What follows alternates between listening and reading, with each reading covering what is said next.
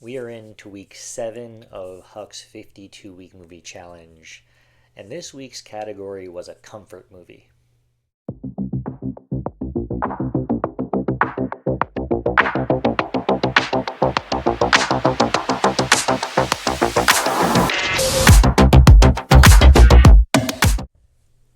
There was really no other choice for me this week. Comfort movie to me is just, I don't know, when I think of it, it's the Goonies. I have this 25th anniversary box set. Here's the Blu-ray set. I revisit this movie quite often, and it just made the most sense to watch uh, week 7 for the comfort movie. The movie is just easy escapism. It has that adventure tone. It just drops you right into the adventure, where the stakes are just very exciting, but never very heavy. The rewatchability of this movie is bar none.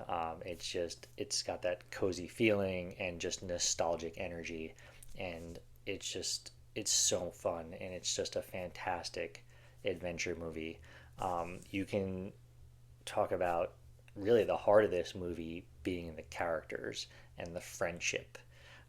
You've got Mikey and his optimism and his belief in adventure. You've got Mouth and his sarcasm. You've got Chunk and his humor. I mean, not to mention the truffle shuffle alone, but also his confession scene. It's just hilarious. It's so funny. And then you have Data with his gadgets and how his gadgets are really just always getting him in trouble and just backfiring on him. And of course, you've got Brandon, the older brother of Mikey, who kind of is along for the ride just because he was trying to get them to go back home. And then the two female characters, Andy and Steph, kind of join in about halfway through and just kind of go along for the ride here.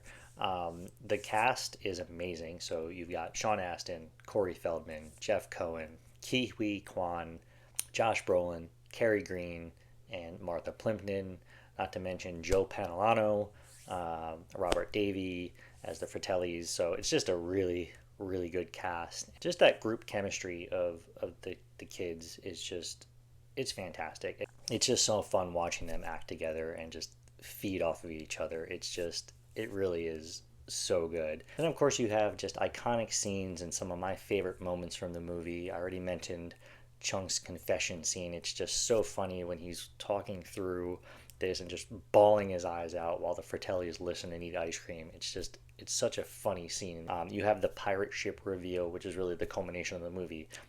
This is what they're trying to get to, and just kind of that big reveal at the end is just, it's so fantastic and so well done.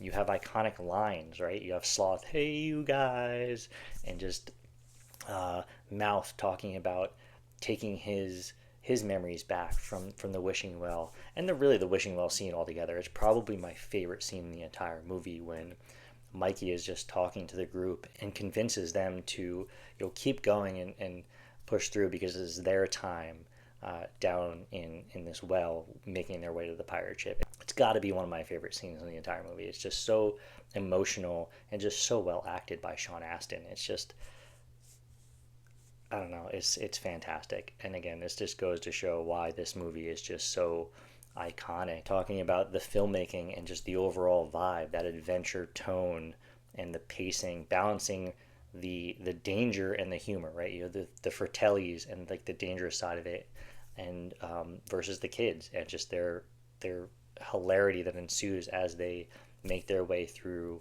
the tunnels and the caverns and the caves to get to the pirate ship. The practical sets make this adventure feel tangible, and it's again going back to the pirate ship, just the broad the broad scope of just the set design behind that whole pirate ship is just, it's phenomenal. It's directed by Richard Donner, with just a warm and energetic style. The story is by Steven Spielberg, which really explains kind of the wonder and the heart of the film. Um, and then it's just that early kids on an adventure movie.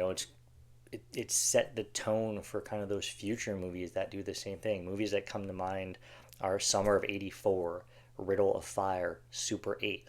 All very different styles of movies and different tones. Summer of '84 is dark. I mean, that is a very dark movie. But again, it's that kids on an adventure, riding their bikes. And it kind of reminds me of like when I was a kid, riding my bike around town, like with my friends. And I don't know, it was just something we did as kids. And it's just that memory of being able to go back to those times, and just kind of think about um, kind of those fun adventures that I was having. Obviously, not finding pirate ships and treasure, but still, just going around, riding my bike around town with my friends. It's just that memory of enjoying that time. And again, just going back to the rewatchability and how it makes me feel every time I watch this. I mean, it's just so heartwarming, and just I enjoy it every single time. I just do not get tired of this movie. There's a reason why this is in my top four on Letterboxd. It's just one of my favorite movies of all time. I have the poster signed by Sean Astin and Corey Feldman. It is one of my favorite things hanging up on my wall in this room, and I'm hoping to eventually get it signed by more cast members. I know I've showed it off before. Here it is again, but I love this thing, and this movie just means so much to me, and just so much to just my childhood. The Goonies just reminds me of why movies felt magical as a kid, but truthfully also now even as an adult, right? You have the adventure, you have the friendships, and the idea that there's treasure out there if you're just willing to go look for it. Someone at work asked me last week how many times I have seen this movie, and honestly, the answer is just never enough. It is a movie that never gets old, and I will continue to watch it over and over and over again because it is my ultimate comfort movie. So that is it for week 7. Next week, we have our first of the actor categories. So it's a film starring Courtney Cox. So I'm looking forward to that one. I have one already picked out. Again, I've been trying to for lack of a better term, schedule my movies for this challenge. So I have one picked out that I will watch this week for that.